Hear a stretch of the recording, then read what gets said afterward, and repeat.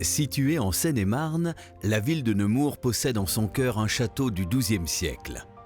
D'abord conçu comme un lieu défensif, sous l'impulsion de Gauthier Ier, le château de Nemours a traversé les siècles tout en évoluant, tant dans son fonctionnement que dans son architecture, intérieure comme extérieure.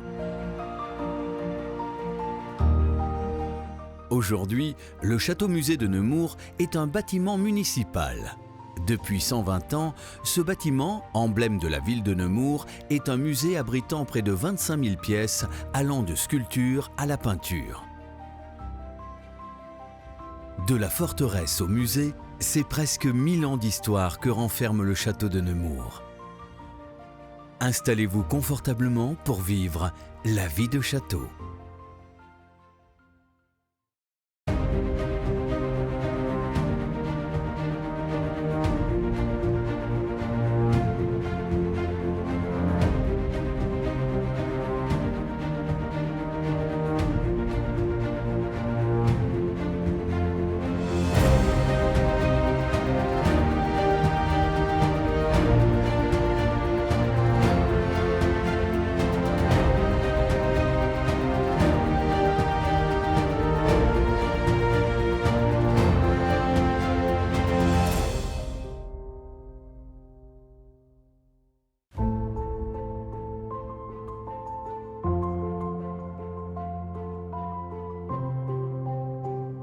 Le château-musée de Nemours est géré au quotidien par une petite équipe de 5 personnes. C'est son directeur, Jérôme Fourmanoir, qui nous accueille aujourd'hui.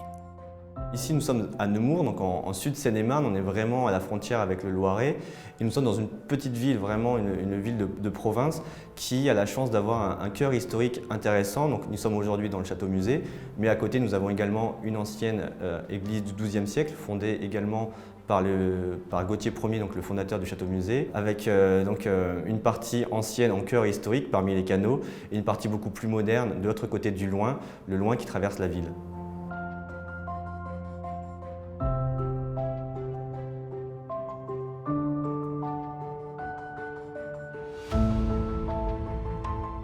L'histoire du château est étroitement liée à son fondateur, Gauthier Ier. C'est lors de son mariage avec Aveline de Château-Landon, dame de Nemours, que Gauthier Ier de Villebéon devient seigneur de Nemours. Pour garantir la défense de Paris et du royaume, la forteresse évolue et la cité entourant le château est fondée. Après 2 croisades aux côtés de Louis VII, Gauthier Ier entre à la cour du roi. Peu à peu, il devient un homme de confiance et obtient le titre de grand chambellan de France. Mais il n'oublie pas quand même Nemours, et puis il va faire en sorte que Nemours devienne un lieu de pèlerinage. Donc au cours de la seconde croisade, ils ont découvert une relique, une mandibule de Saint Jean-Baptiste, et Gauthier va faire en sorte que cette relique revienne à Nemours. Ils fondent d'abord l'église, il y a un lieu de passage, les maisons se construisent, les auberges se mettent en place aussi. Et puis on est aussi à la frontière du Gâtinais. De l'autre côté, on a la Bourgogne qui est côté des Anglais et lui veut protéger la frontière et protéger vraiment le royaume de France. Donc il décide de construire un château, donc un château fort. On est au bord du Loing pour 2 raisons. La première, c'est tout simplement parce que quand il y avait des navigations, ils pouvaient se faire payer, voilà. Et puis tout au bout du Loing, on a les moulins. Et les moulins appartiennent au château. Il faut également payer pour pouvoir utiliser les moulins. Et il faut savoir qu'initialement, Nemours n'existait pas. C'était le village de Saint-Pierre-les-Nemours qui est juste à côté aujourd'hui, qui était là présent. Et c'est par la construction de ce château, le développement aussi de l'église juste à côté par Gauthier Ier, que la ville de Nemours va naître. Ici, c'est un bâtiment qui se compose de trois parties. Donc une partie qui est le donjon, là où vivait le seigneur à l'époque. Une partie de galerie qui reliait justement une partie défensive qui est la tour de guet. Pour la partie intérieure, donc la partie d'habitation du seigneur, donc on avait 2 niveaux qui servaient plus ou moins de commun, là de stockage, et un étage noble, là où se trouve l'oratoire. On n'a pas d'espace prédéfini, on n'a pas par exemple une vraie chambre ou une vraie cuisine parce qu'à l'époque ça fonctionnait sur le principe de cour itinérante comme les châteaux de la Loire. Donc les objets n'étaient pas là à demeure, ils bougeaient en fonction de là où se trouvait le seigneur. Donc nous, le Gauthier Ier, le fondateur du château, avait plusieurs châteaux dans les environs. Il bougeait aussi d'espace en espace et par exemple son lit l'accompagnait dans les différents châteaux. Avec ses 30 mètres de hauteur, la tour de guet offre un point de vue défensif imprenable. Les gardes de Gauthier Ier vont et viennent nuit et jour pour surveiller la forteresse. Un nouvel espace de circulation est alors créé. Gauthier va faire en sorte de construire ce qu'on appelle une coursive, c'est-à-dire un couloir en extérieur qui était sur 3 côtés du château. La coursive, ça permettait du coup de circuler en extérieur, comme ça on ne rentrait pas du tout dans le donjon. C'est un élément aussi de sécurité supplémentaire, puisque du coup ça permettait de surveiller aussi les alentours. Sur les extérieurs, sur les 3 côtés, on arrive encore à apercevoir les corbelets. Donc c'est les petites pierres qui dépassent du château. Et sur les tourelles, à l'heure actuelle, on voit encore des gros trous qui sont en fait l'emplacement du plancher. Vous arrivez du coup, en regardant ces corbelets, à vous apercevoir de la hauteur de la coursive et même de la profondeur de la coursive. Et sur le donjon, on a encore une petite trace noire. Et là, c'était vraiment le pilier qui permettait, la trace du pilier qui permettait de supporter la coursive.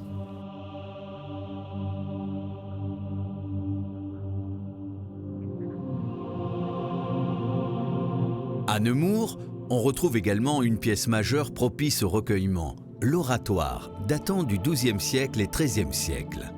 C'est une chapelle privée pour le seigneur. Seul lui, ses enfants et sa femme pouvaient s'y rendre. Et évidemment, un homme d'église pour faire l'office.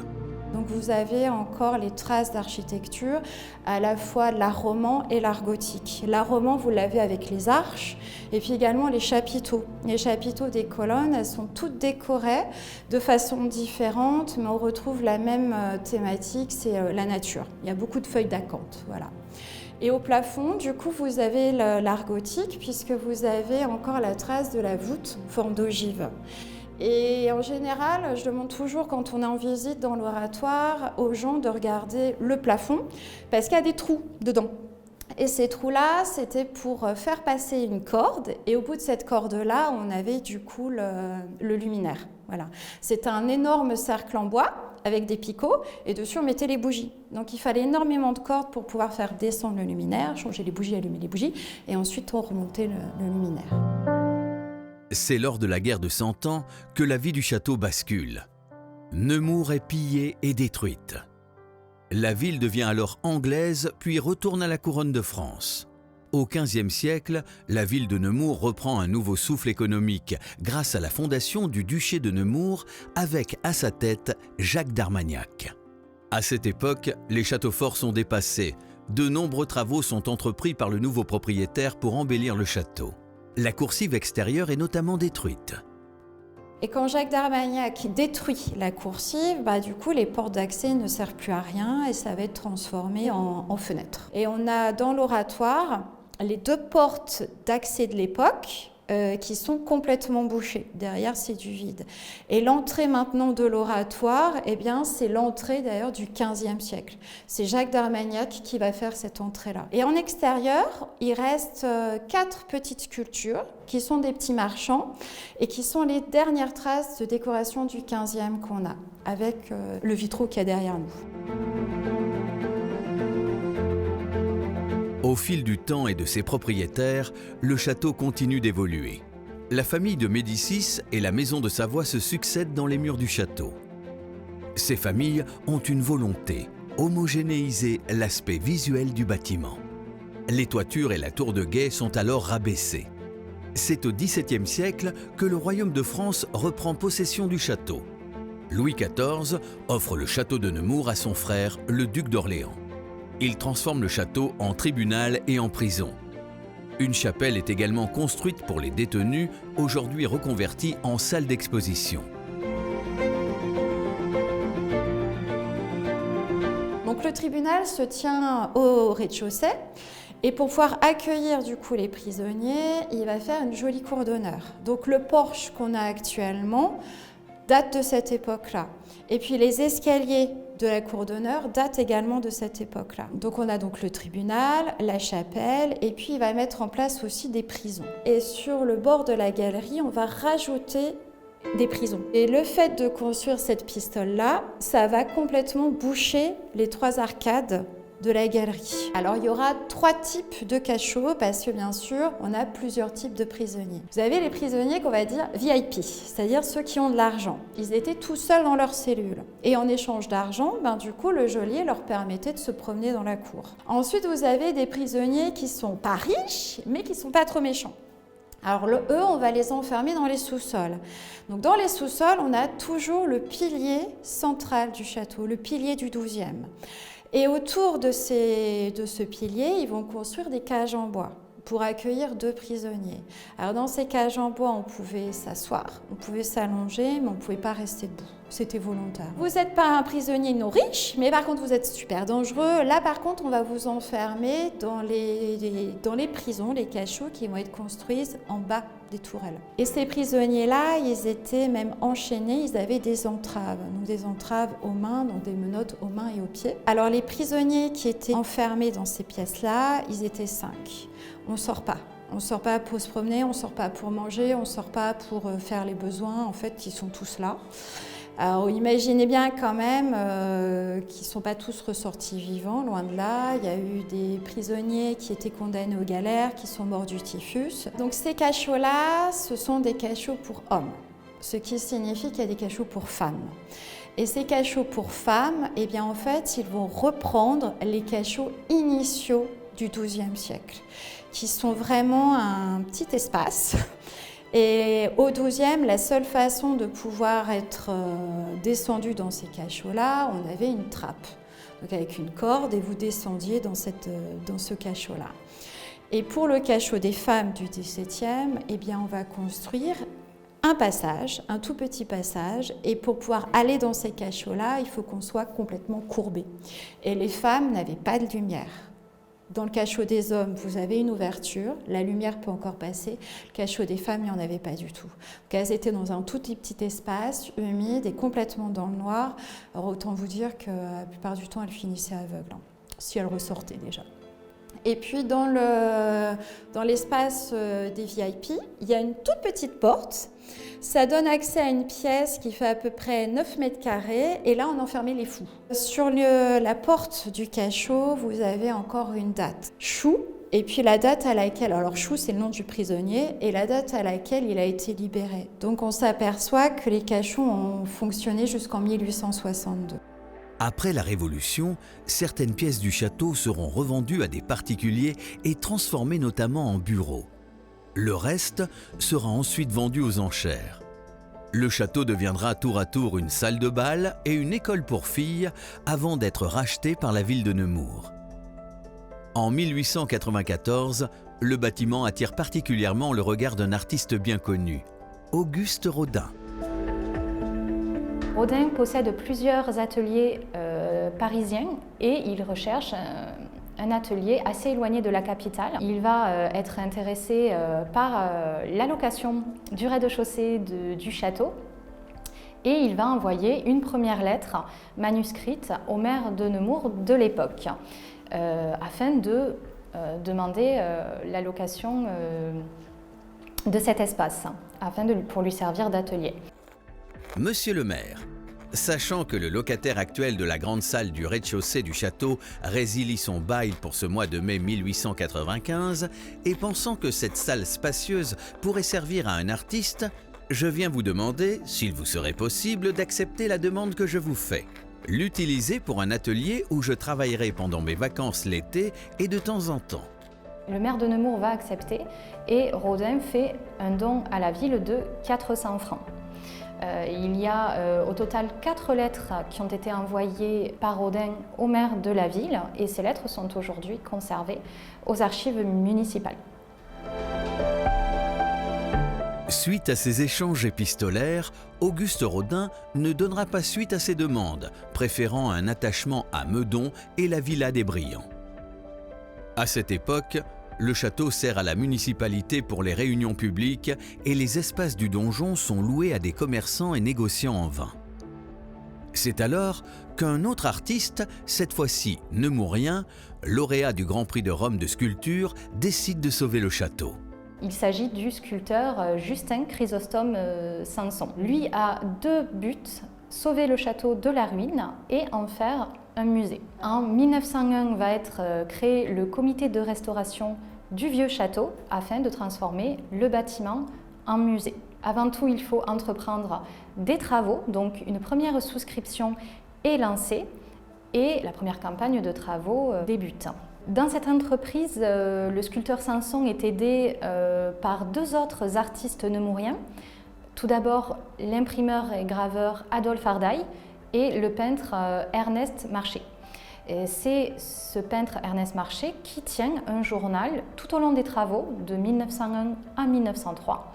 Ce journal est parvenu jusqu'à nous et on y retrouve des détails des travaux, des photographies et également les noms de certains donateurs et la description d'œuvres qui ont été données au musée. On va d'abord s'occuper des toitures, mais également des charpentes. La pièce du premier étage va être complètement nettoyée. On va incorporer une cheminée au premier étage qui se trouvait à l'étage supérieur.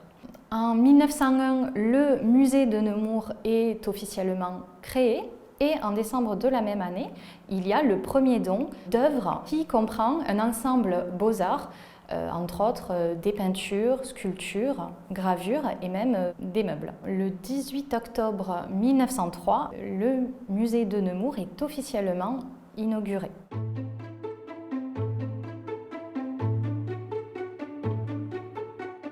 À partir des années 70 et pendant plus de 30 ans, le musée va évoluer et se professionnaliser. Aujourd'hui, les équipes du Château Musée travaillent au quotidien pour faire vivre le musée et ses collections foisonnantes. Exposer des œuvres dans un tel lieu propose des avantages, mais également des contraintes. Et tout est une question de choix. On a un bâtiment qui est aujourd'hui un château-musée, donc on doit mixer justement entre à la fois ce bâtiment historique qui est aussi une contrainte puisqu'on ne peut pas le modifier, on ne peut pas repeindre les murs quand on le souhaite, on ne peut pas percer les murs. Et cette collection, une collection donc, qui est riche d'environ 25 000 objets, on a une collection qui a été constituée donc, au début du XXe siècle, donc entre les années 1901 et 1903, principalement beaux-arts, donc on a à la fois de la peinture, de la sculpture, des arts graphiques. Et au fur et à mesure, la collection s'est ouverte au territoire. Donc on a aussi récupéré les fouilles archéologiques, donc on a une collection d'objets préhistoriques. On a récupéré également tout ce qu'on peut appeler sciences naturelles, naturalia. Donc on a des échantillons de sable de l'Archamps, de grès, d'Ormesson, donc de tous ces territoires autour.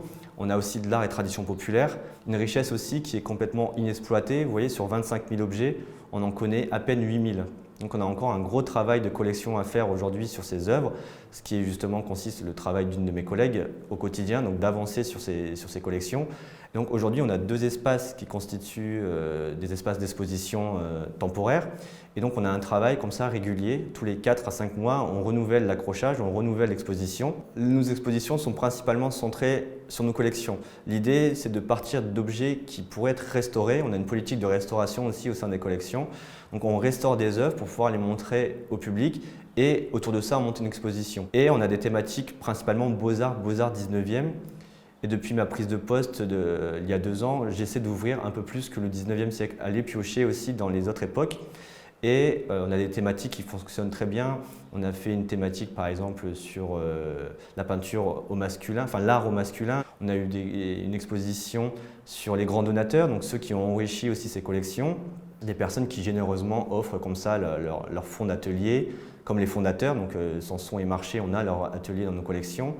Et on a fait également des expositions, par exemple, thématiques sur l'Orient, donc une exposition vraiment centrée sur ses voyages en Orient, la découverte de l'Algérie, une exposition sur la Belle Époque, sur également le paysage, puisque bien sûr on est sur un territoire qui a eu un lien très fort avec la peinture de paysage.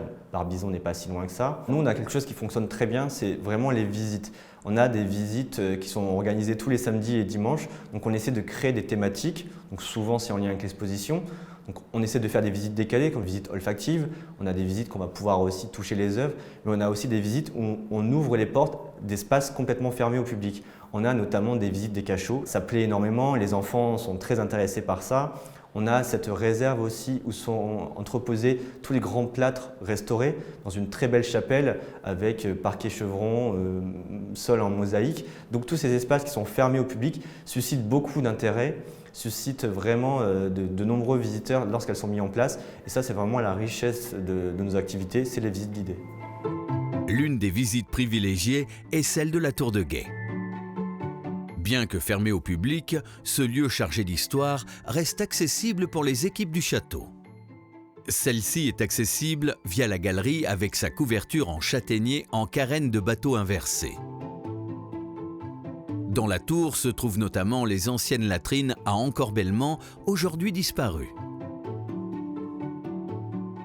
Le sommet de la tour, lui, offre une vue imprenable sur Nemours et ses environs pour défendre ses trésors cachés dans les niveaux inférieurs, les réserves du musée. Notamment, on a la réserve de sculpture. Et cette réserve de sculpture, c'est quelque chose qui a été mis en place il y a moins d'une dizaine d'années auparavant. Les espaces de réserve étaient plutôt des lieux de stockage. On entreposait, on entreposait, on entreposait. Et en lien justement avec le chantier des collections, en lien avec la connaissance qui augmente sur ces œuvres, on range, si je puis dire, bien après les choses qu'on a pu étudier. Et cette réserve, donc cette réserve de sculpture, aujourd'hui, c'est là où on retrouve la variété de notre fond. On a à la fois des terres crues, des terres cuites, on a également des éléments en plâtre, des éléments en bronze. Et dans cette réserve, vous voyez, donc on a installé donc des étagères avec différents niveaux. Et aujourd'hui, nous, ça nous permet de repérer, voilà, sur une base de données, on cherche une indication, on sait où retrouver l'œuvre. Et les œuvres sont parfaitement protégées aujourd'hui. Au fur et à mesure, on crée des housses en Tyvek, on emballe ces sculptures et elles sont protégées de la poussière après souvent leur restauration. Donc c'est des espaces qui sont vraiment fermés au public, c'est des espaces purement scientifiques. On peut accueillir des chercheurs, on peut accueillir des personnes qui ont besoin d'informations sur ces œuvres, mais malheureusement, ce n'est pas un espace qui peut être ouvert à tout vent au public. Si la collection veut continuer à s'agrandir, il faut trouver de la place pour accueillir les œuvres et pour que les différents collaborateurs puissent travailler sereinement. On a un problème aujourd'hui de saturation des espaces. C'est un bâtiment justement qui est une fois de plus historique, donc contraint par les murs. On ne peut pas l'agrandir, donc c'est difficile à l'heure actuelle d'accueillir de nouveaux dons. Par contre, depuis 2 ans, j'essaie de faire grandir le bâtiment de l'intérieur. Par exemple, l'espace dans lequel on vous reçoit aujourd'hui, c'était initialement un bureau d'accueil pour les collègues. Et cet espace, on a dû jouer des espaces justement à l'intérieur pour pouvoir ouvrir le plus possible le bâtiment. Et j'aimerais justement à l'avenir pouvoir encore grandir de l'intérieur, puisqu'on ne pourra jamais avoir une construction contemporaine sur ce bâtiment.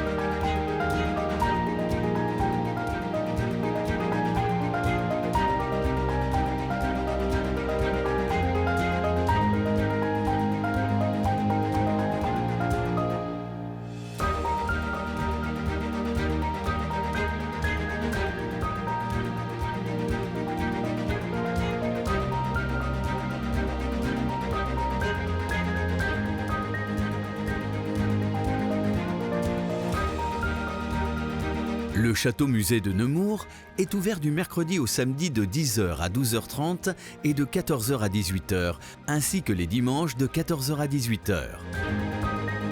Alors que ce soit pour ses visites, ses expositions, ses cachots, sa réserve et surtout son histoire, n'attendez plus. Rendez-vous en Seine-et-Marne et franchissez le pas de la vie de château.